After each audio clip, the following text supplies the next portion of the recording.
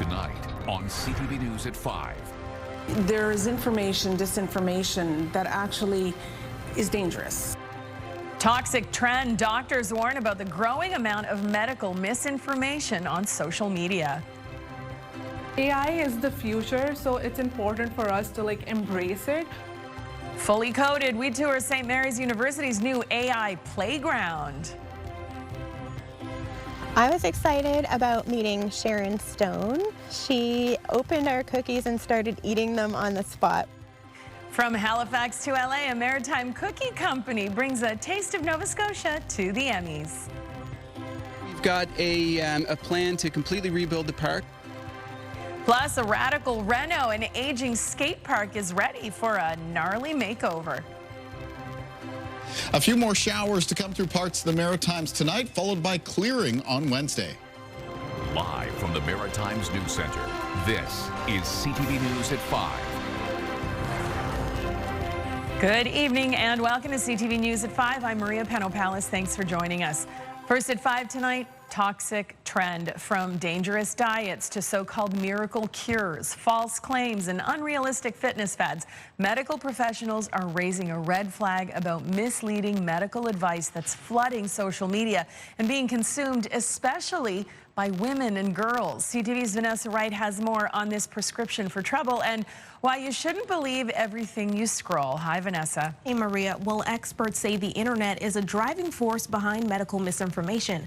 And get this, up to 50% of information about women's health on social media was found to be incorrect. Medical misinformation, according to experts, is spreading like wildfire online, especially when it comes to women's health. Its prevalence on everyday apps like Instagram and TikTok make it harder to decipher between what is true and what is fake. There's no fact checking in so much that's out there today. So when you look at platforms such as Meta, they've taken away those safeguards to actually fact check what people are putting on.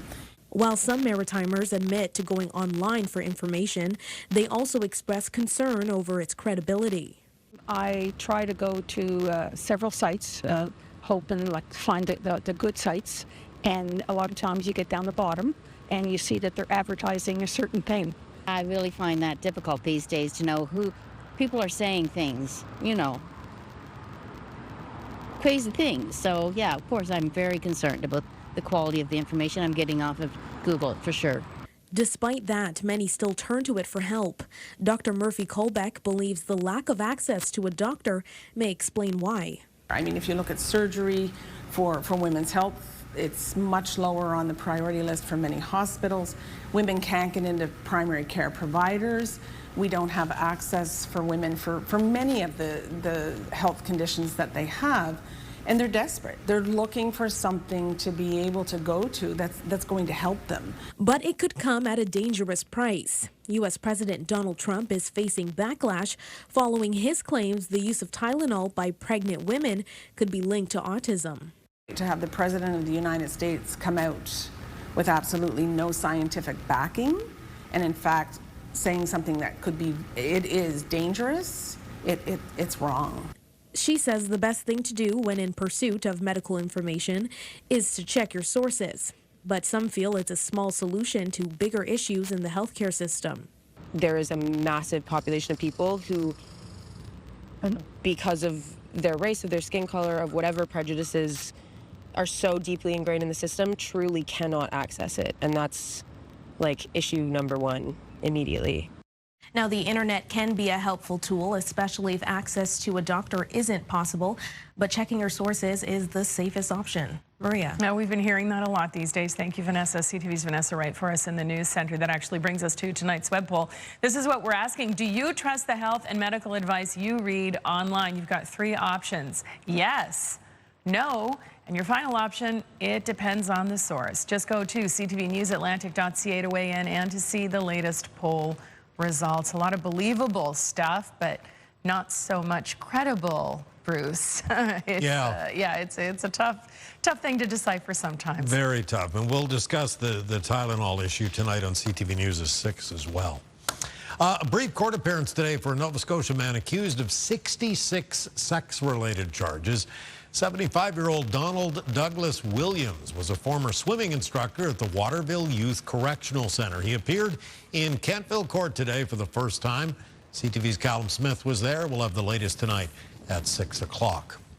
Also tonight, a damning report looking at the use of restraints and seclusion rooms at a psychiatric facility in New Brunswick.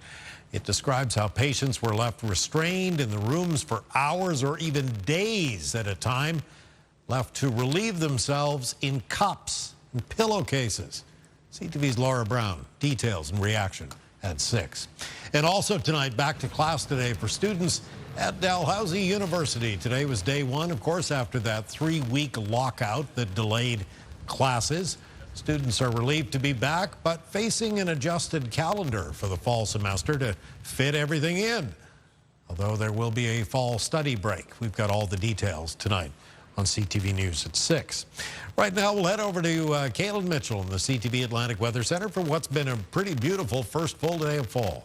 Yeah, it sure was. I mean, we did see a few scattered showers around the region. Was hoping for more rain than that. There's a couple more showers to move through parts of the Maritimes later tonight. As we take a look at things right now, though, we can see temperatures are mostly sitting around the high teens and the low 20s, mid-teens, parts of Cape Breton, especially into Inverness County.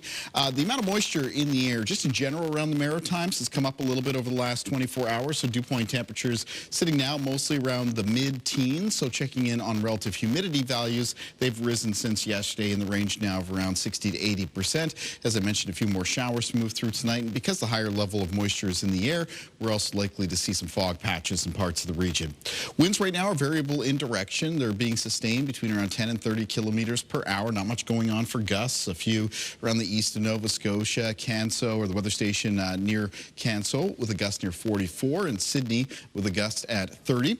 There is still an air quality alert out for Queens County in New Brunswick. It's mostly for the area east of Chipman. There may be some wildfire smoke present there. And over on radar and satellite, we've still got some scattered showers that are showing up here in through the greens. There'll be some showers that become a little bit more widespread for the province of Nova Scotia tonight. Some isolated showers possible in New Brunswick and Prince Edward Island. I'll talk more about that when our next chance of rain is going to be when I'm back a little bit later on. Maria. Thank you, Kaylin. Time for our first break here on CTV News at 5. Before we go, though, a preview of a couple of the stories still to come. Hi, I'm Jenna Ross with the Nova Scotian Cookie Company, and this is my daughter Julia. And coming up, we'll tell you about our trip to the Emmys Gifting Suite. I'm Vanessa Wright at St. Mary's University in Halifax, where artificial intelligence is being given its own playground. That story's coming up on CTV News at 5.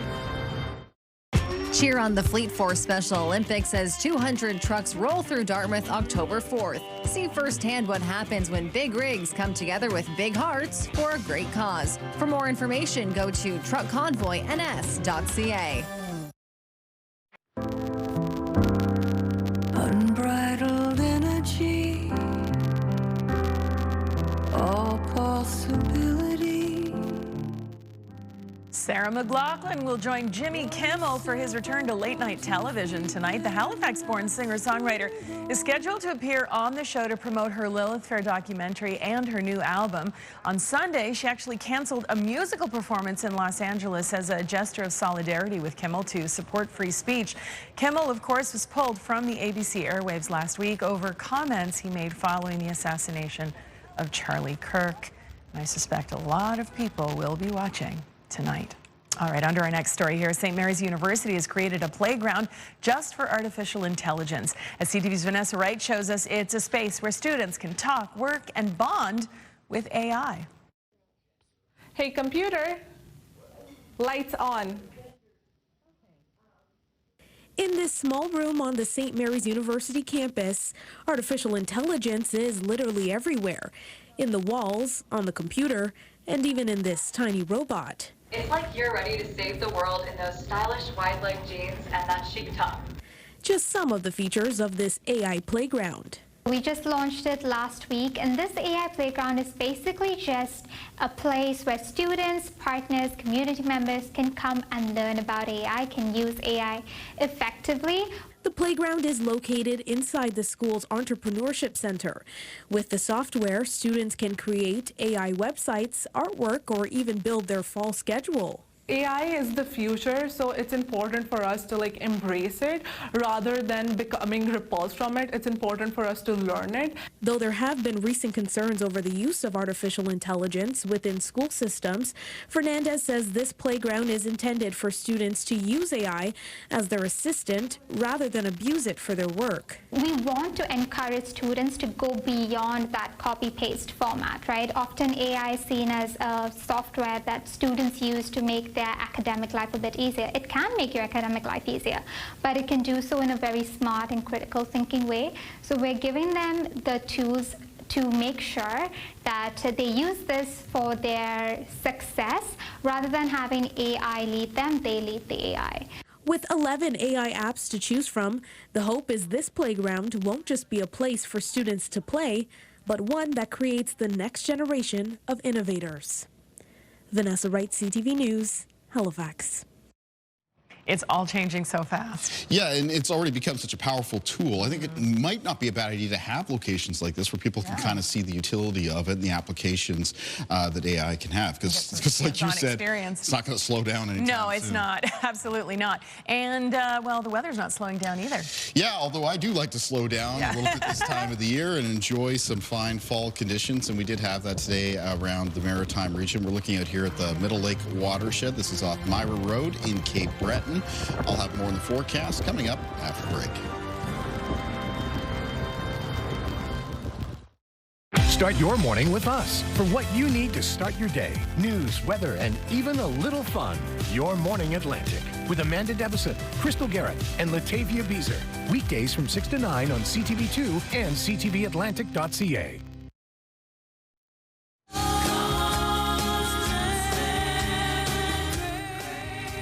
Canadian country star Katie Lang is among the star-studded list of performers scheduled to serenade Anne Murray next month in Nashville. Trisha Yearwood, Martina McBride, Natalie Grant, Michelle Wright, Randy Travis, and more are on the roster too. The legendary singer from Spring Hill, Nova Scotia, will take part in the Music of My Life, an all-star tribute to Anne Murray at the Opry House on October 27th. Of course, that's the venue of the Grand Ole Opry.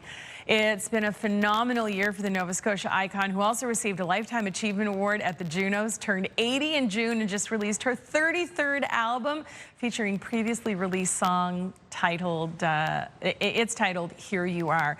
Tickets to the celebration in Nashville go on sale to the public tomorrow, Kaylin. I have a feeling there will be some Nova Scotians, New Brunswickers, and PEIers in the audience. Oh, I would expect so. And that's a lot of talent, as is fitting to be around Anne Murray. Absolutely. All right, let's talk about how things are shaping up out there. We are still hoping for a little bit of rain. Yeah, it was kind of a mix of sun and cloud today. This was taken earlier today, looking out at Hardwood Island off the coastline near the Port Dufferin area in Nova Scotia. They were seeing some sunshine at that point. There's a weak weather front coming across the Maritimes. It has brought in some scattered showers. We'll continue to bring in a few more scattered showers and move through tonight. They'll be most widespread. It looks like for parts of mainland Nova Scotia, especially into the southwest of the province, but for the most part, this precipitation where it does occur is very, very light, and we need a lot more. We still have a better chance at some steadier rain coming up later this week, Thursday night into Friday, as the low pressure system moves out of the northeastern United States and looks like more directly through the Maritime region. Now, barometric pressure has fallen a little bit over the past 24 hours as this front has arrived. The center of that low pressure system, by the way, passed to the north of us.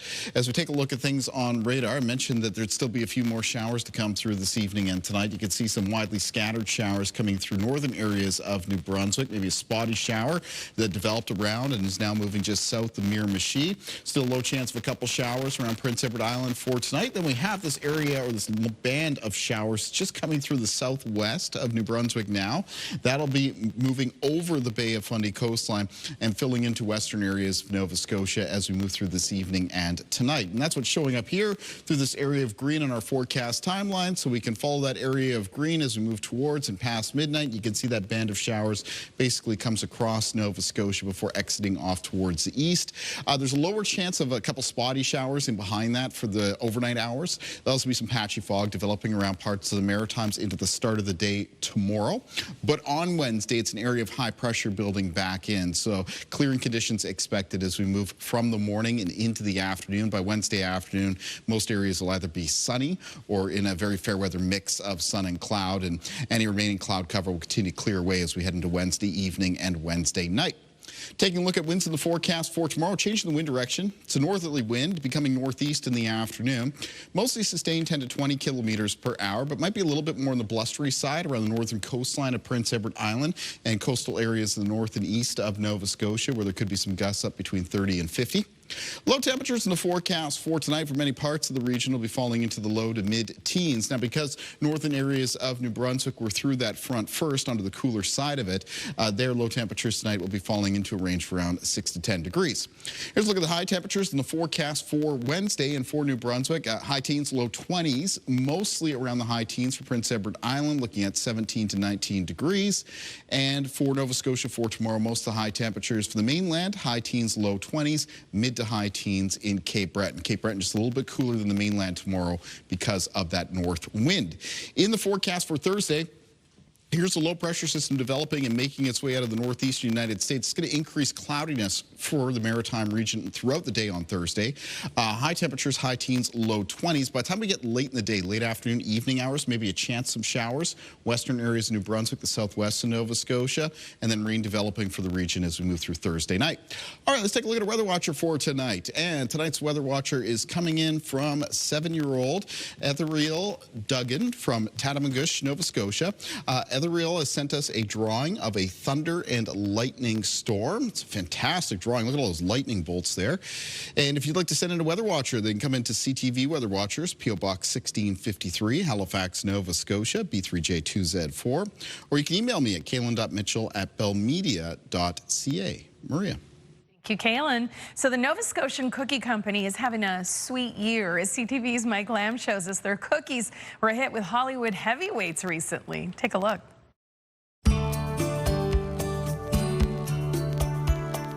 I'm Jenna Ross, and I'm the founder of the Nova Scotian Cookie Company. We have shortbread cookies that are in the shape of a lighthouse, and they're baked at the Flower Cart Group in New Minas. We have 3 flavors. We have our original, which some people like a plain shortbread, so we had to keep that in there.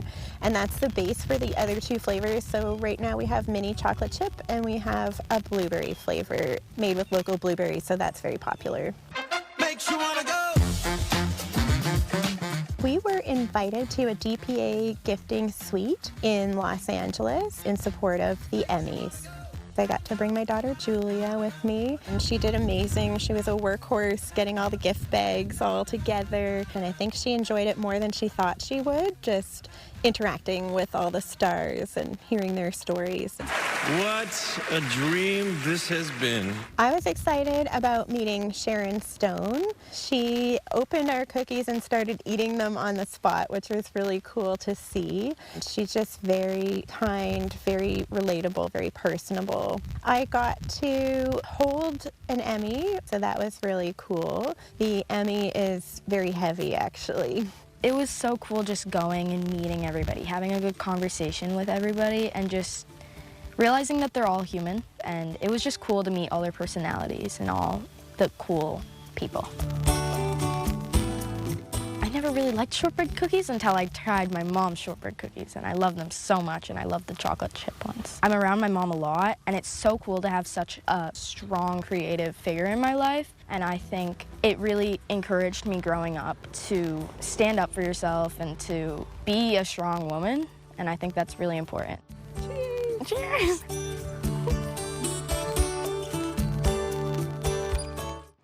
Cheers to that. Thank you, ladies. Taking a break here on CTV News at 5. Here's a preview of our final story of the night. I'm Ryan McDonald in Sydney, where a major effort is underway to give a much-needed facelift to what is believed to be the city's oldest skateboarding park. And it needs roughly $500,000 in repairs. The story is coming up.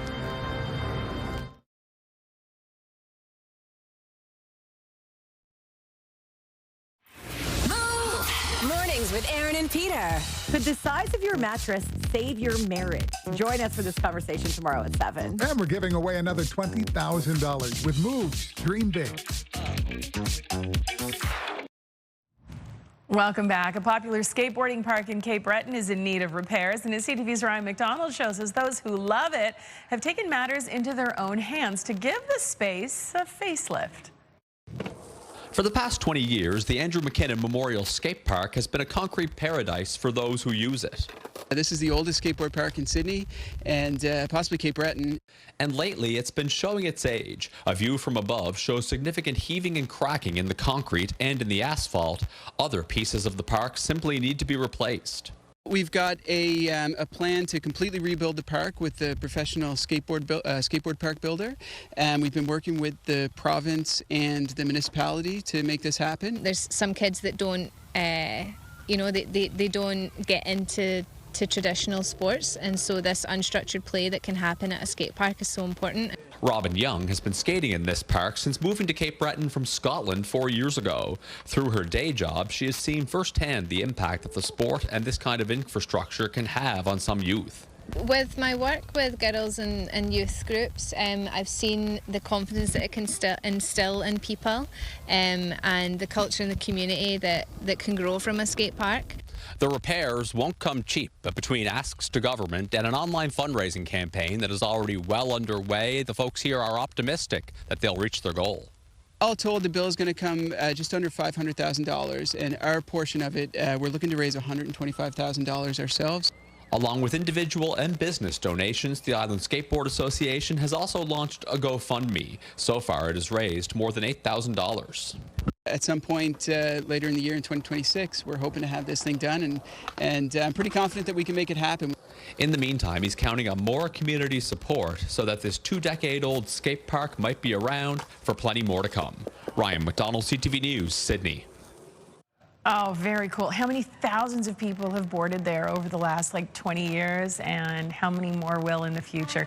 Outstanding. A little bit of TLC is going to go a long way. For sure. Well, speaking of the future, we're going to have more weather to talk about coming up at 6. We have our next round of what looks like a more widespread rain for the Maritimes coming in late this week. So talk more about that in the extended forecast. We'll see you at 6. I'll see you tomorrow. Good night. Our national news is next.